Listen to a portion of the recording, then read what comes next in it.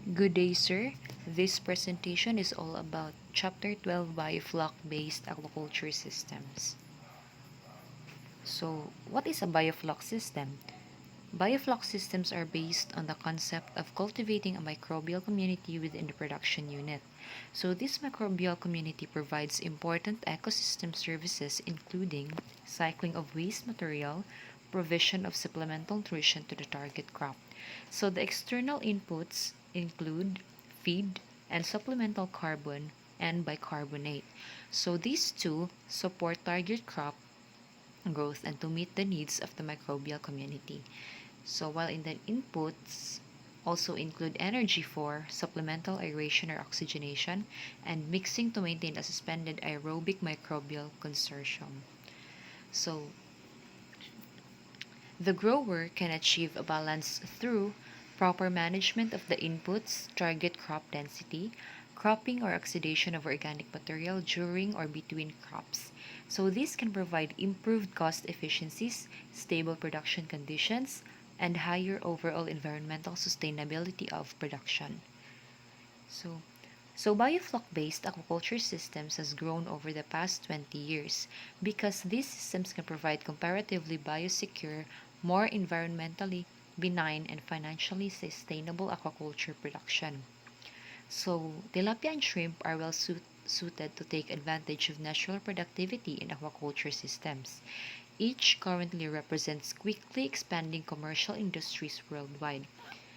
Aquaculture production of an important tilapia species, Euchromis niloticus, more than doubled between 2001 and 2007 from 1,030,888 tons to 2,121,009 tons, according to FAO 2010.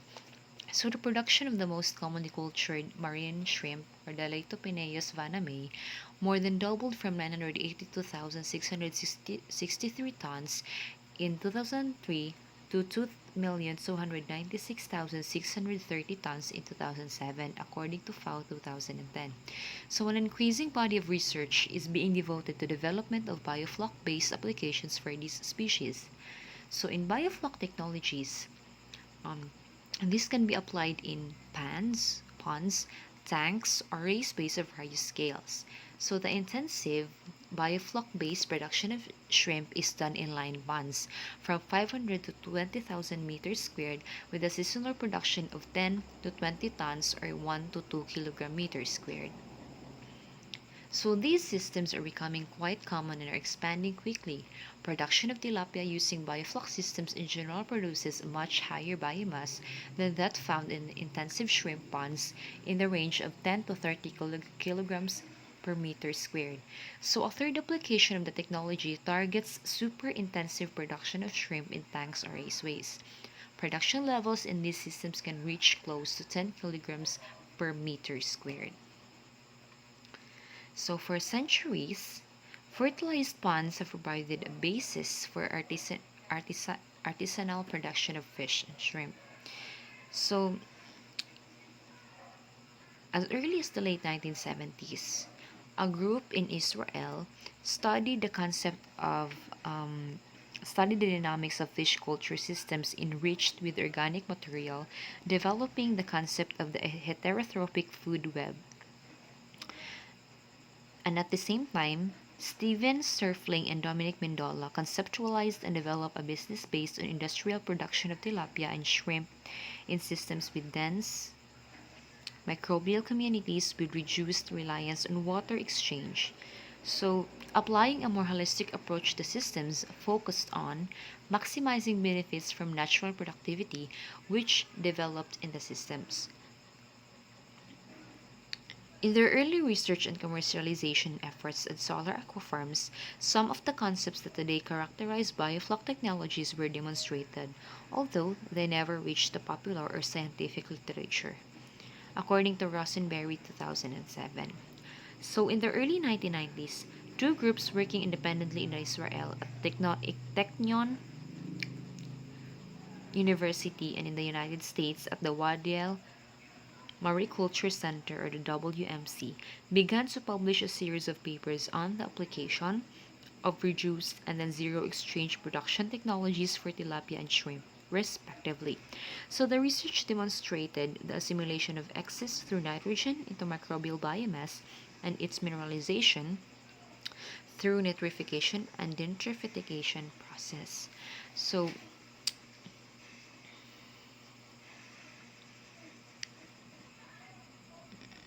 at about the same time, a series of studies at the Oceanic Institute in Hawaii reported on the growth, enhancement, effects of factors in pond water from intensive cultures.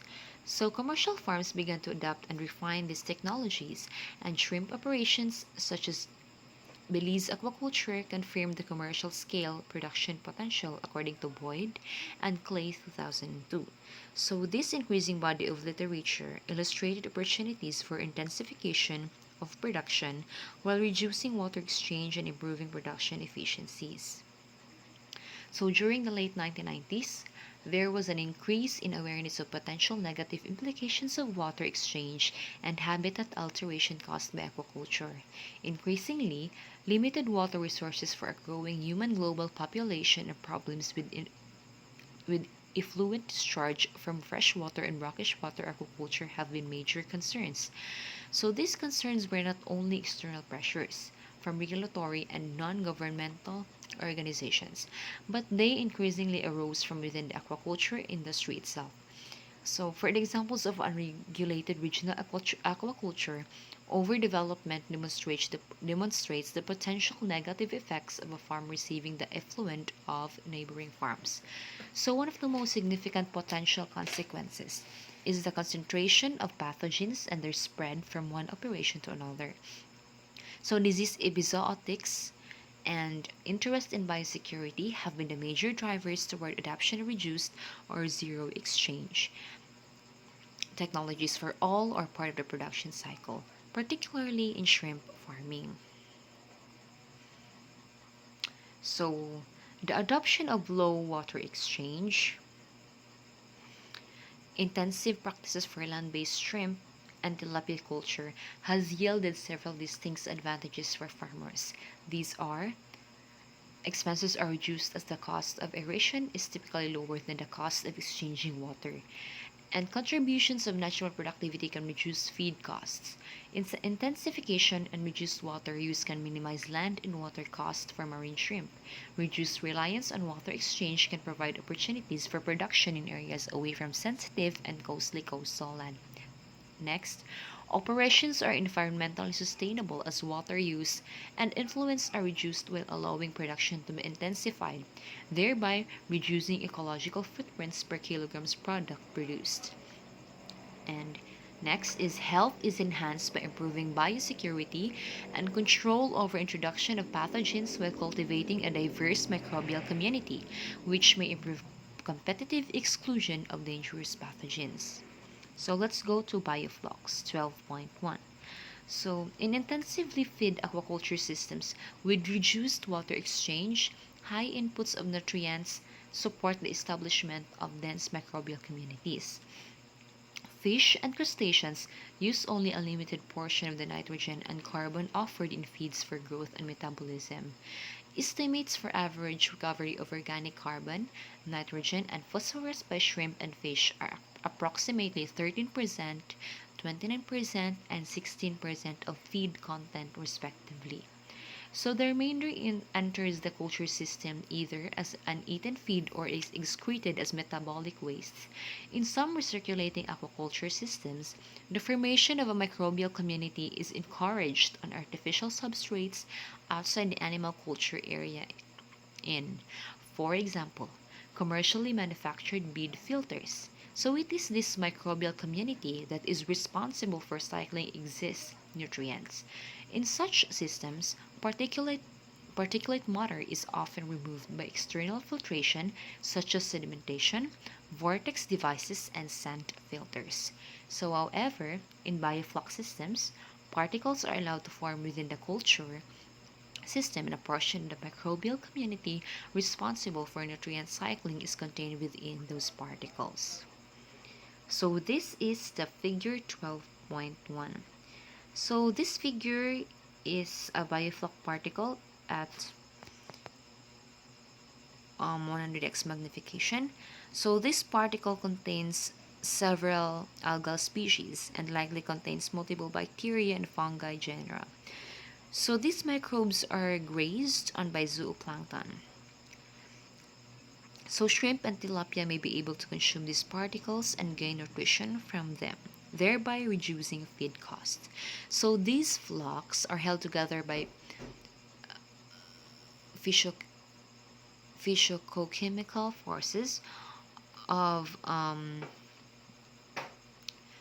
attraction and a matrix of polymers composed of compounds such as polysaccharides, proteins, and humic complexes. So the flock particles are a diverse mixture of microorganisms and particulate matter, and they can vary in biochemical composition and physical properties depending upon the type of feed used, target crop, type of aeration, management protocols, physical environmental factors, and temporal and spatial variables that can change based on site, season, and factors associated with colonization.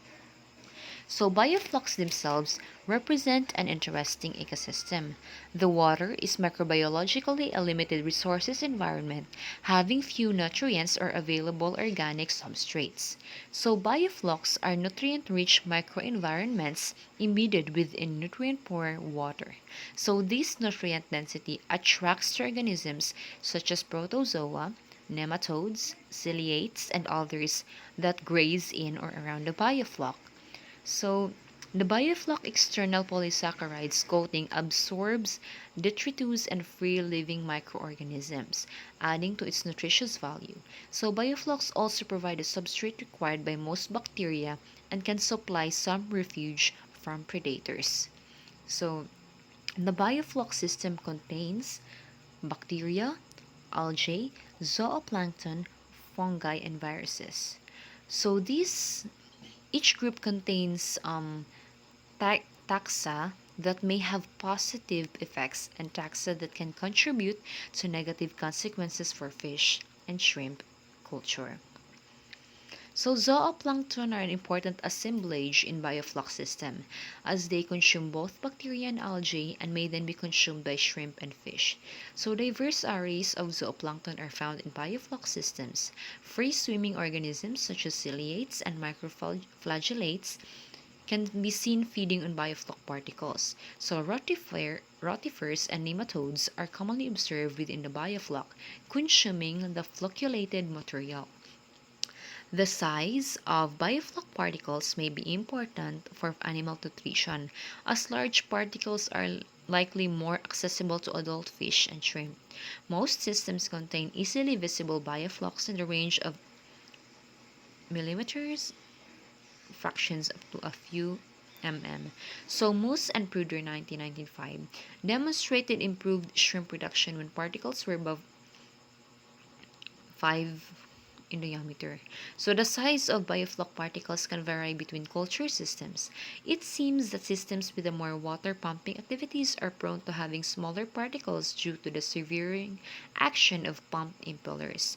So the systems that rely more on airlift mechanisms or standard aeration systems are more likely to have larger particles. Not only might particle size affect whether animals can acquire them, but if particles are to be removed from the system, their sizes may dictate what removal technique is appropriate. Settling containers can be used to remove a portion of the biofloc particles if the particles are large enough. However, fraction, foam fractionators may be required for smaller particles. So next we have 12.2 oxygen dynamics. Dissolved oxygen is always one of the most critical water quality parameters to be monitored in the um, cultivating of aquatic organisms. So, culturing organisms in bioflux systems requires that close attention especially be paid to dissolved oxygen. In addition to the oxygen requirements of the shrimp or fish being cultivated, the rich microbial community also consumes dissolved oxygen at a significant rate. The intensity of dissolved oxygen consumption by the microbial community is largely a function of feed inputs required for the particular stocking density, according to Boyd 2009. So, A grow-out study of the Pacific white shrimp, Latopenaeus vaname, conducted at the WMC found that the microbial biofloc contributed significantly to the oxygen demand of the system. So, the shrimp stocking density was approximately 500 shrimp per meter cube. In a greenhouse enclosed raceway, measured 235 meter per cube, microbial oxygen demand exceeded shrimp oxygen demand for the first third of the grow-out period and still required 35 to 40% of the total oxygen demand by the end of the trial. So by the end of the grow-out period, the total oxygen demand for this biofloc system was approximately 5.6 milligrams of oxygen. It is essential that the system of an emergency backup system to supply oxygen in the event of loss of the primary oxygen source. So other studies at the WMC have found the microbial oxygen demand to approximately equal that of the shrimp throughout the course of the grow-out period. Tilapia culture in biofloc systems is associated with higher oxygen consumption by the fish, since fish biomass is in the order of 10 to 30 kilograms meter per cube, according to Abnimalek 2009. So the simple equation for oxygen required by cultivated organisms is that of aerobic respiration in general. So this is the equation. C6H12O6 plus 6O2, 6CO2 plus 6 H2O plus energy. So the biofloc communities contain photoautotrophic, chemoautotrophic, and heterotrophic microbes. So um, this figure is the relative oxygen demands of shrimp and microbes in an intensive biofloc system. So the abundant photoautotrophic organisms in these situations can supply considerable dissolved oxygen to the system during daylight hours in accordance with the general equation for photosynthesis. So carbon dioxide, this um, carbon dioxide dissolved in solution also affects the chemical equilibrium. Um,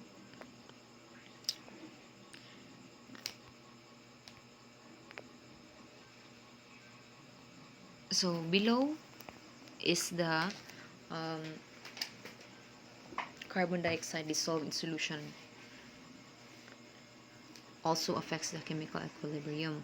So let's go to 12.3, the resuspension, mixing, and sludge management. So an intrinsic feature of aquatic systems is the sedimentation of particles from the water column to the bottom. Aquatic systems are enriched with respect to organic particles, dead algae, feed residues, and others, so at a rate proportional to the organic loading of those systems. In aquaculture, this enrichment rises with the intensity of the system. The settling of organic particles to the substrate can create an enriched organic sediment layer accompanied by a high sediment oxygen demand. So in ponds, diffusion of oxygen from the atmosphere through the water column into the pond bottom is a slow process. In addition, oxygen is consumed as it diffuses down through the water. As a result of the typically high SOD or sediment oxygen demand and slow oxygen supply, anaerobic conditions can develop in the sediment layers of lakes, rivers, and aquaculture systems. So anaerobic microbial processes are appreciably less efficient than those in aerobic oxygenated systems, and thus recycling the residues in the sediment layer is slow compared to processes in the aerated water column. In addition, anaerobic microbial metabolism leads to the release of toxic reduced metabolites such as sulfides, reduced organic sulfur compounds, organic acids, and ammonia. So the development of an aerobic bottom layer was found to be the major limitation to increasing production in carbohydrate feed tilapia ponds equipped with nighttime aeration. So aeration or supplemental oxygenation are essential to achieve super-intensive animal densities. However, aeration is also employed to achieve several related goals. These are Supply oxygen to the animals to overcome oxygen limitation and thus enable higher stockings densities, growth, and yields. Next, distribute the oxygen in the system horizontally and vertically. Next, mix water and sediment water interface. And lastly, control sludge coverage, location, and drainage. So it is important that aeration should be designed, deployed, and operated so as to achieve each of these goals as well as supply oxygen. So, in pond systems, achievement of these goals depends upon proper selection and planning of aeration capacity, aerator type, aerator location, and operation mode, as well as appropriate pond design. Ponds should be designed to allow for optimal drainage of sludge between or within growing cycles. In addition, since sludge production is difficult to avoid, the pond should be designed to limit the areal coverage of sludge and sludge depth. Liners are increasingly used in biofloc-based pond systems to improve water movement and control sludge build-up while facilitating sludge oxidation and removal between crops. Next, we have 12.5, the temperature. So effects of temperature in biofloc-based systems are similar to those in traditional culture units. The greatest effect of temperature is its relationship with growth rate in any aquaculture systems. Temperature is correlated with growth performance as well as all cultured animal species are poikilothermic. This limitation constrains growing seasons in some areas, affecting the number and length of crop cycles in shrimp and the ability to overwinter tilapia. In tropical regions with higher temperatures year-round, the temperature in biofloc systems is similar to that of traditional systems. However, as one moves to more marginal temperature zones, water exchange can significantly affect temperatures. Thus, ability to culture without exchange has the advantage of allowing for more stable thermal conditions. In shrimp culture, one of the most virulent viral diseases is the white spot syndrome virus, has been shown to be highly temperature dependent. Subsequent to this discovery, management strategies for this disease include maintaining pond temperatures at 29 degrees Celsius and above. So as described above, continuing intensification of shrimp production in biofloc-based systems has resulted in tank and raceway culture systems that have reached production levels exceeding the equivalent of 100,000 kilograms crop in experimental systems. At these at these production levels, experimental systems are enclosed in greenhouses, which allow better control of temperature and improved biosecurity. So, modeled this type of systems, demonstrating significant gains in heat retention and providing a model that calculates supplemental energy, needs to run these types of systems year-round in various geographic locations. As discussed below, financial models that can be used to evaluate opportunities for year-round shrimp culture based on bioflex systems in temperate zones close to large markets. Next, we have 12.6, feeds and feeding. Feeds and feeding are critical to any aquaculture operation. Feeds are the most significant part of variable cost of operating a bioflux system, and feed performance is intimately related with target crop production success, both in terms of direct nutrition and in terms of effects on water quality. Recent reviews have been published on current trends in shrimp and tilapia nutrition. Research is focused on efforts to reduce fish meal content in diets, as fish meal represents a limited resource with increasingly volatile price fluctuations.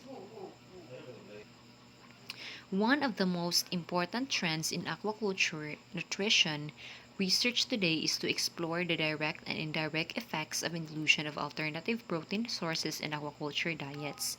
These effects can include changes in nutrient composition and availability, effects on gut health, and gut microbial flora, problems with anti-nutritional factors, and others. When culturing animals in bioflux systems, the natural productivity within a system can make important contributions to nutritional balance. Numerous references indicate the growth-enhancing effect of pond water in general and of culturing fish and shrimp in bioflux systems in particular.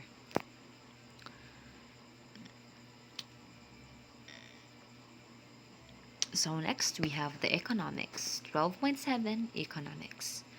So biofloc-based systems can have significant advantages in terms of economic returns when compared to conventional systems which rely on water exchange. In terms of variable cost as early as the mid-1990s, it was suggested that aerating ponds can be more cost-effective than pumping water to maintain dissolved oxygen levels. So use of aeration also allows for increased stocking densities and intensification of production. So the most important driver of profitability in shrimp culture is maintaining a high survival rate. In sensitivity analysis of shrimp culture in earthen ponds in Texas, it has been estimated that 90.9% of total variation can be assumed by variation in survival, according to Moss and Leung, 2006. Thus, it is not surprising that a major driver of conversion to biofloc technologies is disease control. So, in most shrimp culture systems, management strategies prioritize reducing losses from opportunistic bacterial infections or from excludable pathogens such as viruses. So the reduction of water exchange enabled by biofloc technologies and more diverse microbial communities in well-managed biofloc systems enables biosecurity and reduces opportunities for dominance by harmful microbes, thus driving the system toward more stable survival. Growth rate and feed conversion efficiency also play important roles in total cost variations in both pond-based and intensive tank or raceway-based shrimp culture systems, representing 23.1 and 19.6%, respectively, for systems analyzed in the United States. These authors found that based on more stable survivability estimates in the harvest of multiple crops per year, a hypothetical super-intensive system for culture of shrimp in biofloc-based raceway systems was found to be a more economical viable alternative than earthen pond culture of pinnate shrimp in the United States. In most major shrimp-producing countries, feed represents the highest operating cost item ranging from a low of 25% to a high of 45% of total operating cost. Opportunities to better control feed usage and improve feed conversion ratios represent a key component in controlling variable cost. It remains to be seen if feed formulations can be modified to reduce feed costs by leveraging contributions from natural productivity in biofloc systems without affecting long-term survival and growth. In an analysis of an economic model for super-intensive biofloc tank-based shrimp production, compare the effects of varying biological parameters on net present value and internal rate of return. These authors found that the greatest effects on cost efficiency and returns came from the improvement in survival. 20% improvement increased internal rate of return by 97%. This is according to Hanson and others in 2009. Next, we have sustainability. So, sustainable development requires consideration of environmental resource management, social factors, and economic factors. In planning for future sustainable aquaculture development, continued growth and expansion of the sector must be taken into account. According to FAO projections, there is a need to increase aquaculture production fivefold by the year 2050 or 2050. This huge expansion must be accomplished in a sustainable way. However, until recently, aquaculture development planning did not include enough sustainability considerations, especially during the period of 1980 to 2000, when shrimp production was considered to be highly profitable and new shrimp ponds were constructed, in some cases with little regard for the environment. So the expansion of shrimp ponds in some areas resulted in mangrove destruction, the unregulated release of effluents into rivers, lakes, estuaries, and enclosed marine regions, and the eutrophication of receiving bodies. These developments lead to harsh objections from the environmental groups and concerned scientists, opposing further unsustainable development and eventually leading to increased environmental regulations and development of certification programs based on best management practices. So, a major issue related to the effect of aquaculture in the environment is the release of pollutants with the drained water. Cultured systems are fed and often fertilized, leading to relatively high concentrations of nutrients such as nitrogen and phosphorus. Emissions of water into receiving bodies may raise nitrogen and phosphorus concentrations to levels that endanger water quality. Most aquaculture systems also contain high concentrations of organic matter, both soluble and particulate. These compounds are biologically degradable, consuming oxygen as they break down and often causing anoxic or hypoxic conditions in the water and sediments around the effluent discharge. Concerns have also been raised regarding emissions of pathogen microorganisms that may impact the natural biota in the receiving water, especially if the pathogens emitted are not normally found in the receiving water. In such a case, the natural biota could have a low resistance toward those pathogens. Traditional aquaculture systems may exchange a higher percentage of their water with the environment and thus potentially endanger the surrounding environmental quality. A production system that does not release large volumes of water to the environment is, in this respect, a potentially more environmentally friendly system. And And lastly, we have 12.9, the outlook and research needs. So, the expanding application of the principles of biofloc technology in many parts of the world have reinforced the potential advantages inherent in this type of system while raising more questions and research needs to overcome problems and enhance efficiencies. Perhaps the most important area of need is an increased understanding of the complex biofloc microbial communities and developing management techniques to direct and optimize their establishment, stability, and control of structure and activity. This is closely related to issues surrounding water use in the system and potential for use of water within and among production units. So this review and other literature in the topic of bioflix system tends to focus on the generalities between various system types, levels of intensity, scales of operations, and target species. Clearly, there are important differences between the culture of tilapia and that of shrimp in terms of systems management, biomass density, associated feeding rates, feed composition, and the biology of the species, particularly in terms of their ability to crop biofloc directly from the system.